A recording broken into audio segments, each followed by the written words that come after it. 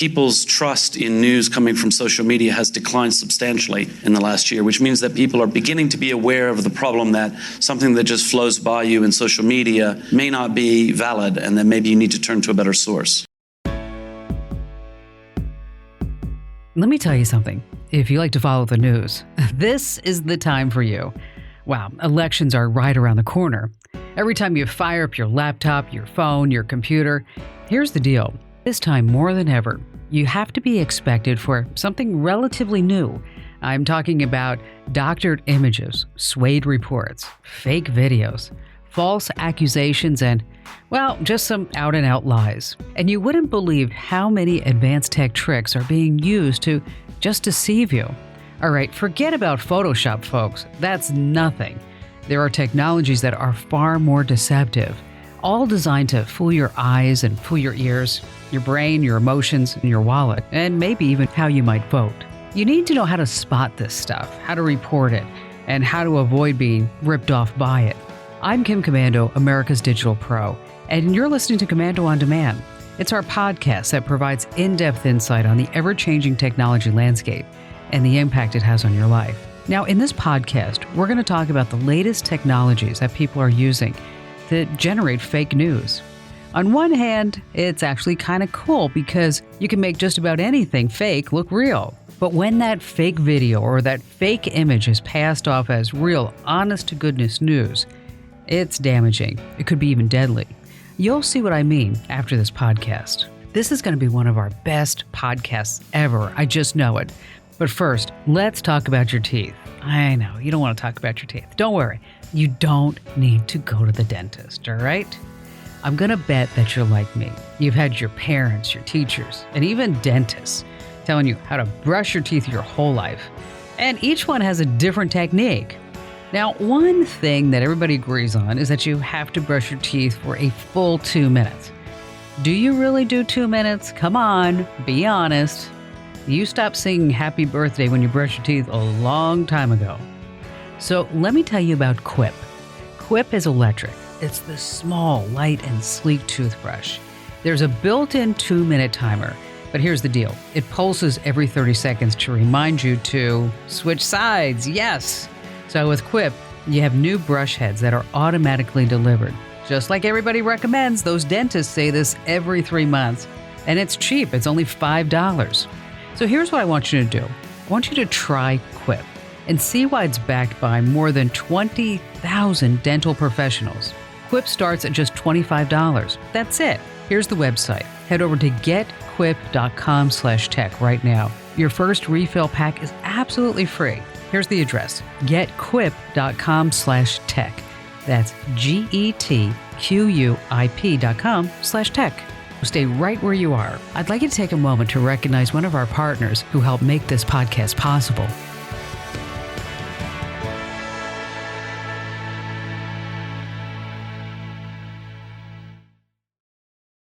All right, welcome back. Fake news. I know.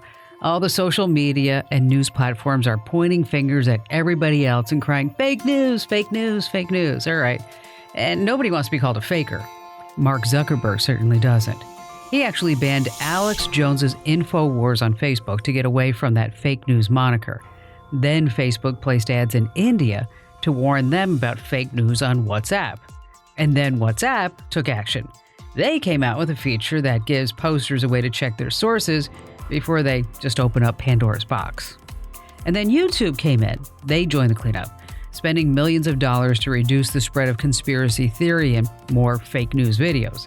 So suddenly there's this hunger for truth, and everyone in the media is all around it, right? Well, not right. It's never been right.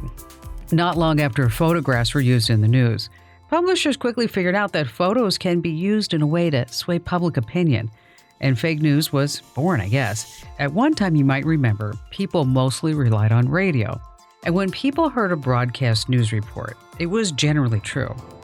Nobody even thought of creating fake news just to jack around with the public. But in 1938, when Americans heard this on the radio, well, they just freaked out. We are bringing you an eyewitness account of what's happening on the Wilmuth Farm, Grover's Mill, New Jersey. Ladies and gentlemen, Ladies and gentlemen, here I am, back of a stone wall that adjoins Mr. Wilmer's garden. I'll give you every detail as long as I can talk and as long as I can see. More state police have arrived. They're drawing up a cordon in front of the pit. About 30 of them. Oh, yes, I believe it's Professor Pearson. Yes, it is. Now they've parted, and the professor moves around one side, studying the object, while the captain and two policemen advance with something in their hands. Wait a minute, something's happening. Humped shape is rising out of the pit. I can make out a small beam of light against a mirror. It strikes them head on. Lord, they're turning into flames. Now the whole field's caught up by the woods, the barns, the gas tanks of the automobiles spreading everywhere. It's coming this way now, about 20 yards to my right. Ladies and gentlemen, due to circumstances beyond our control, we are unable to continue the broadcast from Grover's Mill. Evidently, there's some difficulty with our field transmission. However, we will return to that point at the earliest opportunity. In the meantime, we have a late bulletin from San Diego, California. Professor Indelkoffer, speaking at a dinner of the California Astronomical Society, expressed the opinion that the explosions on Mars are undoubtedly nothing more than severe volcanic disturbances on the surface of the planet. Could you imagine? Half of the listening audience thought America was really being attacked by aliens. There was panic in the streets. And it wasn't even really fake news as we think about fake news. It was Orson Welles' radio drama, you know it, War of the Worlds. But it was so well done, so well produced, so well acted. People just assumed it was really happening. The same thing is true today. People still trust what they read online. So many people never even bother to check the source. I mean, think about what gets shared on Twitter and Facebook. They see this video, it looks real, and they just assume that it's real. Unfortunately, people are posting fake news just to, jack around the public. Fake news is shared, it instantly goes viral, especially in political circles where it's so heated. People will go to any extreme to see their candidate win. Ironically, the BBC, along with the World Economic Forum, brought in some heavy hitters to a roundtable discussion about fake news. Now, this is really interesting because the BBC has been accused of fake news once or twice before. So you have New York Times managing editor Joseph Kahn. He was there, and he answered a question that had been burning in my mind for a while now. And that question is, what's actually causing fake news in politics? I mean, where is it all coming from anyway? I think that the hyper-partisanship in politics, not just in the United States, but around the world, produces the fake news phenomenon as opposed to fake news producing hyper-partisanship. We are in an environment where people lead identity-based political lives, where they are affiliating with certain news and information based on its political value, based on the way political parties are using it. So is the trend of fake news causing a problem in our democracy? All right. That's an interesting question. I know it's really heavy, but here's Joseph's answer. I don't think fake news is the cause of the problem to democracy. I think that the proliferation of fake news is one of the most important symptoms of a decline in sort of shared values and shared sense of truth, quite honestly. The co-founder of Wikipedia, Jimmy Wales, was there too. He talked about how this fake news affects social media and what he's doing to make sure that Wikipedia postings are above board. People's trust in news coming from social media has declined substantially in the last year, which means that people are beginning to be aware of the problem that something that just flows by you in social media may not be valid, and that maybe you need to turn to a better source. The thing about Wikipedia is that we are diligently and passionately committed to getting it right. And so we have very strong standards about reliable sources. We have a very open policy of correcting any mistakes that come into us. Of course, doing serious research, doing serious journalism inherently involves making mistakes from time to time. But the key is you just have to try to get it right. And I think that's fundamental. So there's the political end of fake news. Then there's the war end of fake news. And here's a spoiler alert. I'm about to interview the author of a brand new book called Like War, The Weaponization of Social Media. It was written by P.W. Singer. And I have to tell you, I've been reading the book every night in anticipation of this interview. It sits right on my nightstand. As a matter of fact, my son Ian walked in. He's like, "Mom, are you reading a book? I mean, is that a real book?" And I'm like, "Oh my gosh, Ian, I can't put it down." But anyway, that'll be in a podcast a couple of weeks from now because I want to finish the book before I interview him. But it ties all into this because social media can be used as a powerful weapon to upset the masses. For instance, a Master Sergeant friend of one of our riders was serving in Iraq. It was a calm day, and she and her troops were enjoying a nice, relaxing day in the sun.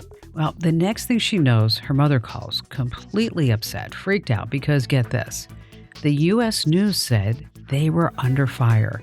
And she was like, "No, Mom, we're all just sitting here like getting our vitamin D and sunbathing." So you can never assume that you're getting the whole story from something that's happening overseas.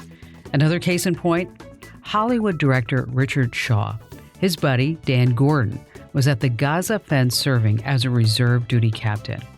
But he's also an Israeli-American screenwriter. He's a novelist and playwright. Dan and I have known each other for many years, and he's a screenplay writer out here in Hollywood and also is a captain in the IDF in Israel, has dual citizenship. So Dan and I get along really great, and he told me he was going to be at the Gaza fence to help Israel. And I said, "Look, you got to tell me what happened when you get home, because I'm just disgusted over the whole mainstream news media's reporting of this, because it's completely twisted and backwards, and it's like they know what the truth is and don't want to say, or maybe they don't even know what the truth is." And as you know, there's footage of the Gaza fence everywhere online. It's a very violent scene. Here's what he says really happened. I said, "How did Hamas get all these people up against the fence and protesting, demonstrating, and violently?" And he said, "They paid him." And I said, "Well, what were the terms?" And he said, "Each family that did it got $100. He said, "But if you got shot in the process, they would pay you $250. So I'm going, well, that kind of answers a few questions, because there's no jobs in Gaza. Well, I guess that's one way to make money and make news, but it's not ethical or particularly healthy either. And since I'm not there, I really don't know what happened. There are so many different videos out there, it's hard to tell the truth from a political spin. So there's another side to fake news. I'm talking about paid actors. You have to be very careful when you accuse people of being crowd actors or crisis actors. A couple of years ago, we were building our new studios here in Phoenix. Well, we were still at the old studios while the new ones were being built. So I'm getting ready to pull into our parking lot. And there are people standing with signs in front of the old studios. And they're carrying signs that say, "Shame on Westar, shame on Kim Komando, shame on Westar." And they have those megaphones and they're shouting it out so everybody on the street can hear, "Shame on Westar, shame on Kim Komando." Well, I'm like, what the heck's going on here? And they stood there for 6 weeks. Well, let me tell you what's really going on. One of the contractors who was working on our building, our new studios, well, he used some electrical contractors who weren't part of the union. So apparently and allegedly, the union hired people just to stand in front of our old studios holding these signs that said, "Shame on Westar" and "Shame on Kim Komando," to kind of somehow convince the contractor to use union workers. So I went out there and I offered them some water because it's Phoenix and they were hot. So I handed out the water and I said, "Hey, so what do you guys do?" And they said, "Well, not really anything. We're just making like $10 an hour saying, 'Shame on you.'" I'm like, "Okay, great. Have a nice day." But it's not just that. I remember when grieving, horrified parents at one school shooting were being grilled because people actually thought that they were crisis actors. Well, it turns out a careless poster shared photos of them that were taken completely out of context. I mean, seriously, it's bad enough that parents have to deal with the unimaginable grief of losing a child, much less have to deal with accusations of being called crisis actors. We really won't ever know if there were crisis actors in a crowd like that. It really doesn't matter when lives have been lost, but seriously, it's just best to leave it alone. Real or not, one thing's for sure, there's no end to the deception. When one trick becomes old hat, another one will be there to take its place. Up next, we're going to speak with an award-winning screenwriter on how realistic special effects have truly become. But first, a quick thank you to one of our partners who make this podcast possible.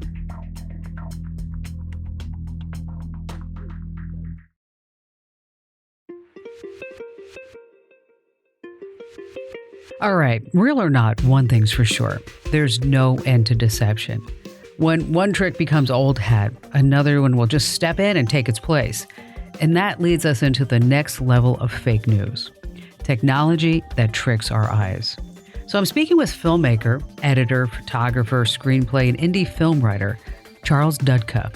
Charles owns Quick Fuse Films, that's Fuse with a Z, and Huckleberry Comics. You can Google him if you want. His award-winning screenplays have appeared in film festivals around the country.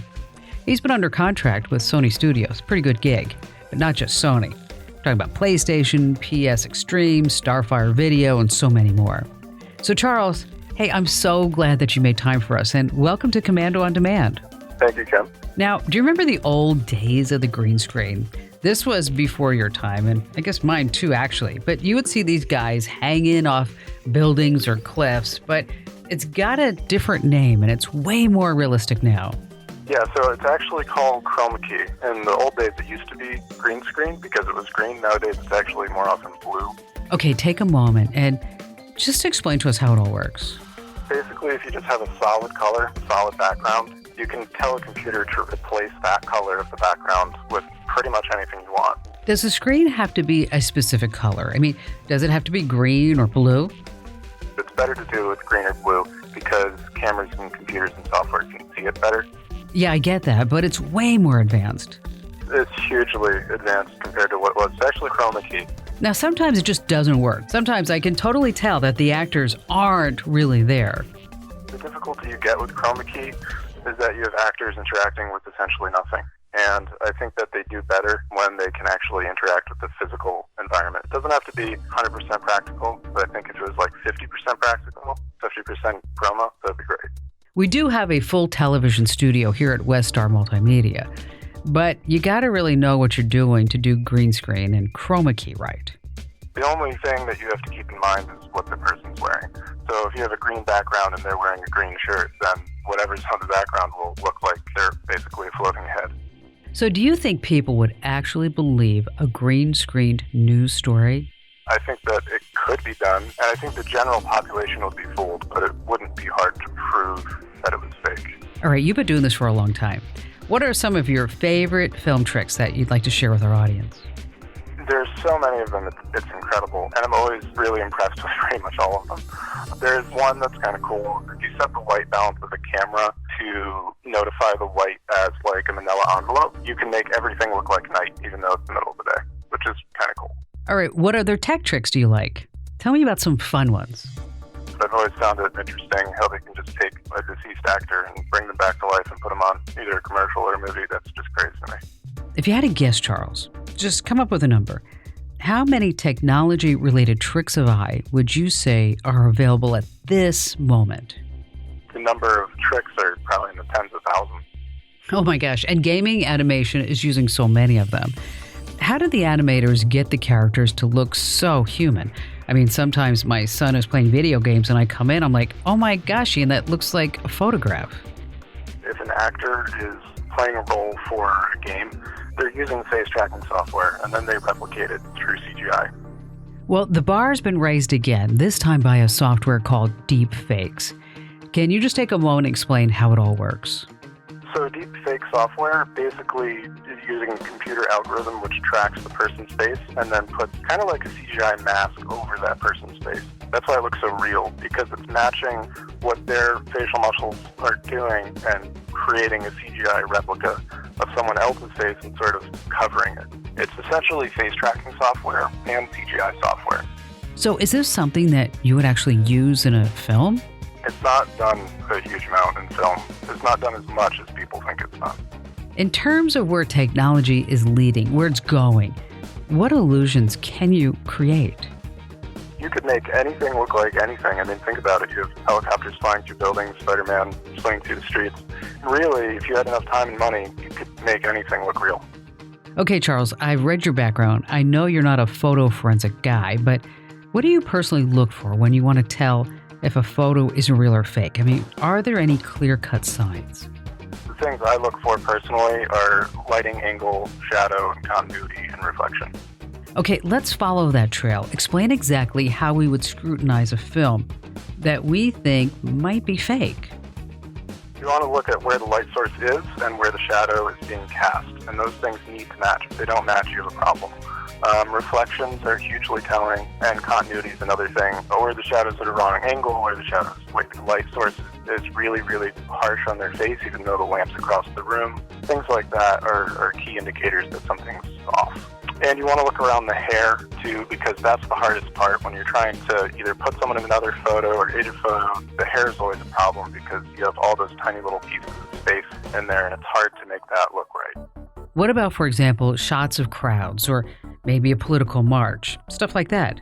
Sometimes I look at the videos and I think, is that really real or fake? You know, just based on the angle you're shooting at, even without post-processing, you can take a photo of a crowd and make it look like there's 3 people. If there's 300, you could also take a photo of a 300-person crowd and make it look like there's 5 people there. And as a photographer, I know how easy that is to do, and it happens all the time. I thought so. It's so hard what to believe anymore. I basically only pay attention to stock market news at this point. Well, hate to have a shameless plug here, Charles, but just go ahead and check out my online investment podcasts and articles. I bet you're going to learn a few things. But getting back to deep fakes, do you think people would try to pass off those videos and images for real news? I don't really think you're going to see deep fakes and CGI and real advanced photo editing coming into creating fake news stories, though, because not only would it cost hundreds of millions of dollars and take months and months to produce, it could almost always be proven that it was fake, and it's just way too huge of a gamble. Okay, you're saying that you have to spend hundreds of millions of dollars, wow, to do it right? Oh my God, yeah, it costs a fortune. I mean, an average Hollywood action movie costs $450 million. Oh my gosh, and not to mention the time is all going to take. Time's probably the biggest factor. In indie film, it takes about 8 hours to create 1 minute of final product. In Hollywood, you're looking at 48 hours. And that's sometimes fast. It can be a week to create a minute of film time. That's right. Most video editors work brutal hours. But you have to really love your work. I totally see that, Charles, that your indie film company is really taking off. Yeah, we started 2 years ago. We have over 6,000 followers, something, actually a year and a half. It's been growing really fast, so that's great. We won't tell anyone, Charles. Okay, just pretend it's just us talking. Is there anything in the pipeline that we should know about? I'm working on a few indie films right now. One of them is ghost-written, so I can't really talk about it. And the other one is called Spin, and that'll be by Brian Austin. Charles, you're such a great interview. I so appreciate you joining us. Yeah, of course. Thank you, Ken.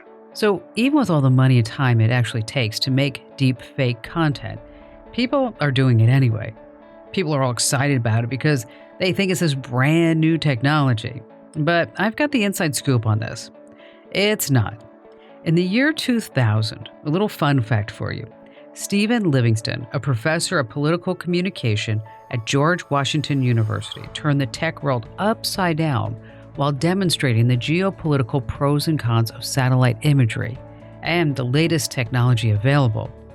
He chose as his subject figure skater Katarina Witt, recorded during a 1998 skating competition. All right, in the video, Katarina is skating, and then she completely disappears without a trace. The background remained the same. The camera movements remained the same, but Katarina Witt disappeared, along with her shadow and the pieces of ice that were totally flying off her skates. The technology that was used to virtually delete the skater could also be applied in real time, live, even during a broadcast. Back then, Stephen Livingston had a pretty fancy name for it, pixel plasticity. We don't call it that anymore, probably because most people couldn't pronounce it. We call it something like deep fakes today, but the military had been using it long before it was called deep fakes. So if it really existed by another name, say 10 or 20 years ago, you can imagine what's being tested in the tech underground today, stuff that we don't even know about. So we need to take this technology very, very seriously. Never underestimate its power to deceive, especially if and when it winds up in the wrong hands. But of all the fake news floating around, I think the worst is an out-and-out lie, a story that is 100% false, one that robs generous people of their money. That's fraud, that's deception. That's bad juju, no matter how you look at it.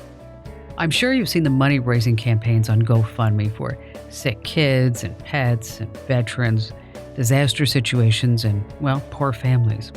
I hate to break it to you, but some of them are fake. But there's hope. One online activist has made it her mission to bust down the doors of fake fundraisers. Her name is Adrienne Gonzales. We'll speak with her next. But first, a quick word from one of our sponsors.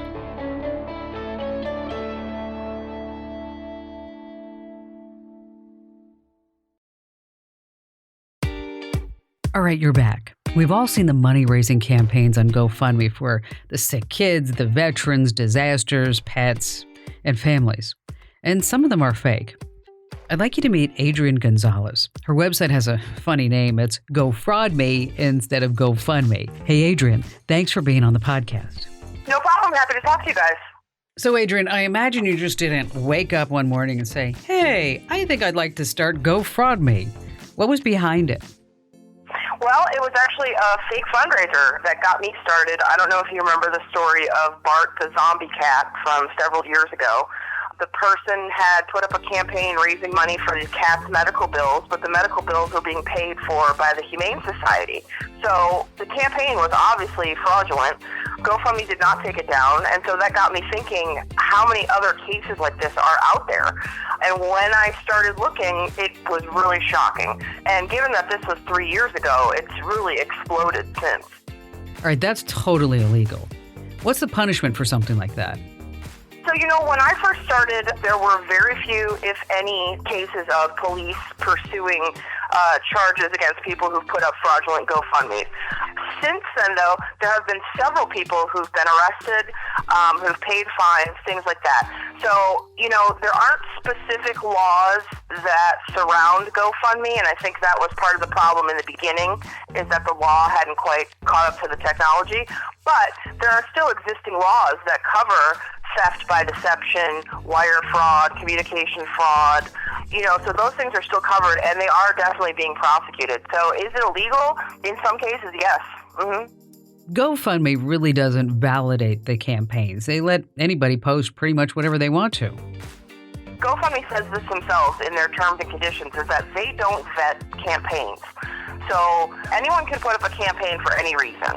They can say they're whoever. GoFundMe claims that they have these proprietary tools and, they're checking for fraud 24 hours a day. But really, what they're counting on is for people to report these campaigns. Now, they've gotten a lot better since my beef with them back in 2015. They're a lot quicker about responding to reports, and as their platform has exploded, they need sort of the community to raise these red flags, because a new campaign goes up every 18 seconds. There's no way for them to keep up with it. Is it different for state of emergency or global disasters? When you deal with more high-profile cases, one example is the bus incident in Canada recently where the hockey players and all that, they are more likely to vet the campaign organizers. But if there's no eyes on something, they're not watching it very closely. I'd like to believe in my Pollyanna state that the photos of disfigured people on the sites are real. I can't imagine any person with a conscience using false disfigurement as a way to make money. So are some of those pictures fake? Well, I know for a fact some of them are because I've busted them. Well, I think by now most of us can tell if a photo has been doctored up. Some of them are pretty obvious. But what if you're not sure? Or worse yet, what if you think you recognize the person in the photo and their photo's being used without their consent? If you think that a photo looks, a little too gruesome or it looks too familiar or whatever it is, you can run that through Google reverse image search. So if you go to images.google.com, all you have to do is plug the photo in there and do a search, and it will tell you if that photo is found on other websites. So that's a really good tool for you to figure out if a picture on a campaign has been stolen from elsewhere, which is unfortunately a pretty common tactic. So, Adrienne, you've seen a lot of this. What is the worst scam you've seen? The worst kind of scam? The absolute worst kind of scam over the years, there's been several people who faked cancer. Some of them have raised tens of thousands of dollars.